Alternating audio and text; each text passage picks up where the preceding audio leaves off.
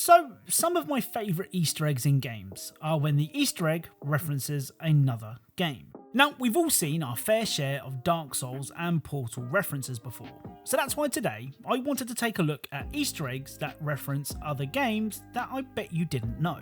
Now, I'm not saying that all of these Easter eggs will be new to you, but if by the end of the video there were 3 Easter eggs out of the 7 that you didn't know, I'll consider that a success. As always, if you go on to enjoy this video, then a like is really appreciated. And if you are a fan of Easter eggs and secrets in games, then don't forget to subscribe. Oh, and of course, a huge thank you to my Patreon backers and YouTube channel members for their awesome support. To find out more, click the link below.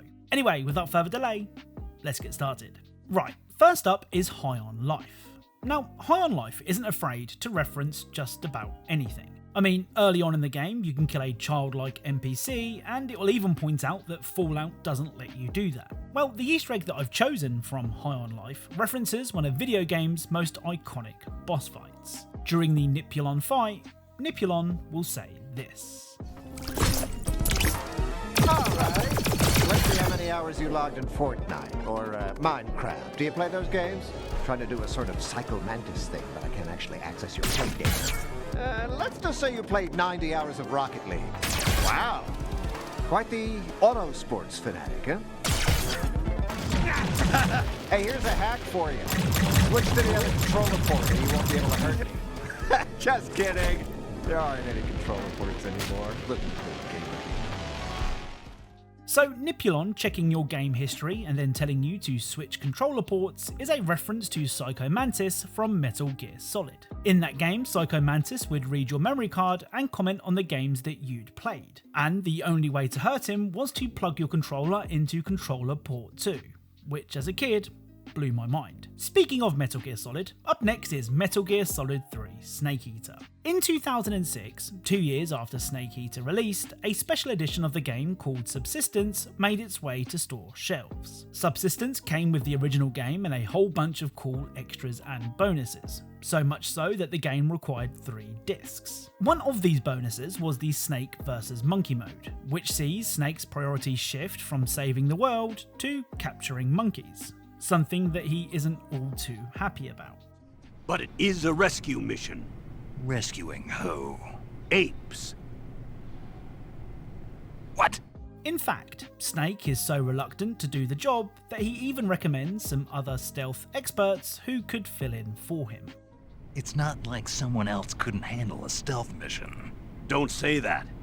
This is the genre we turned over every leaf in. Why don't you make Sam or Gabe do the job? Snake.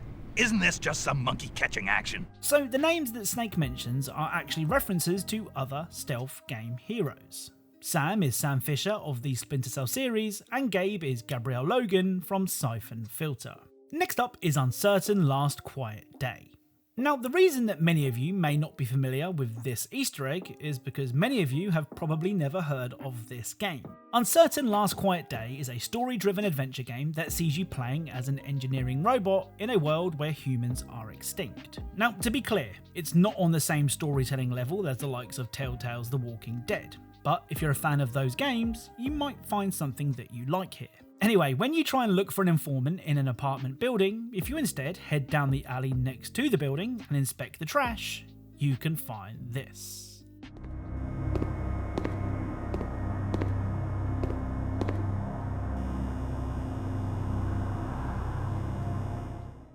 So this hat is the same hat worn by Clementine in Telltale's The Walking Dead. Longtime viewers of this channel may recall that we found a similar Easter egg in Daymare 1998. Up next is another game that I'm guessing a lot of you won't have played. Haven Chrysalis is actually a prequel to the upcoming game Lake Haven. You play as a detective who is called to investigate what is supposed to be a routine case. But things rarely go as planned, and it's safe to say that nothing about this case is routine. Now, the Easter egg found in Lake Haven is one of the more in-depth references in this video. To find it, you'll need to head to the barn and listen for this sound.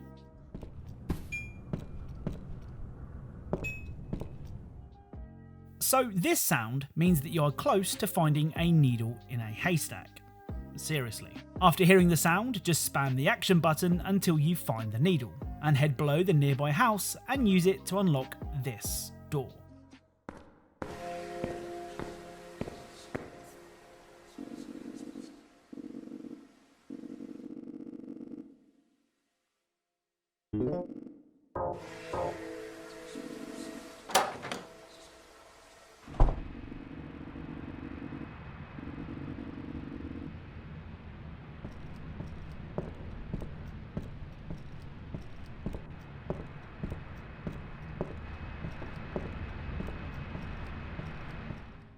So this area is a reference to PT, the playable trailer of the now cancelled Silent Hills game.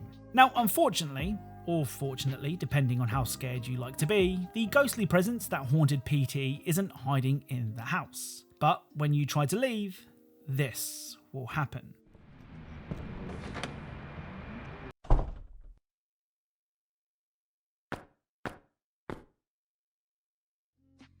So this bathroom is the same bathroom seen at the beginning of Silent Hill 2.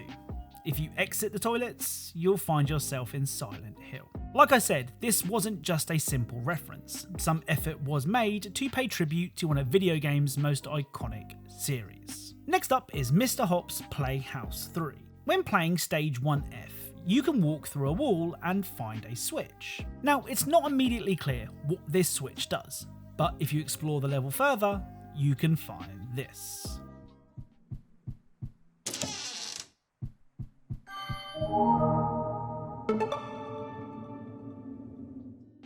So this room is a reference to the ever popular Undertale. The jumper on the wall is the same jumper worn by Frisk, and you can even find a sunflower in the room, which is of course a reference to Undertale character Flowey. Up next is World War Z, a game with a disappointingly low amount of Easter eggs. In fact, the video game referencing Easter egg that I wanted to share from the game today is actually found on one of the game's Horde maps, which was only added pretty recently. On the New York Horde map, you can find this.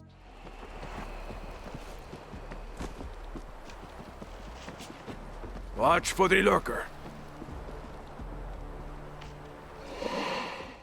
So this shipping container is a reference to the Fallout series. Inside the container are a whole bunch of bottle caps, the currency used in Fallout. The man on the floor is wearing a Fallout coloured jumpsuit, and it seems that he died trying to access a nuclear bunker, or in the case of Fallout, a vault. The final Easter egg for today's video can be found in Suicide Guy. Now, despite its rather depressing name, Suicide Guy sees you trying to escape the dreams of a man who has fallen asleep on the couch. To do this, you must die in your dreams to escape them. Simple. Well, one of the man's dreams looks just like a very popular game series that was recently the topic of a very popular movie. Now, I'm sure that you can all guess what I'm talking about, but if there was any doubt, you can find this.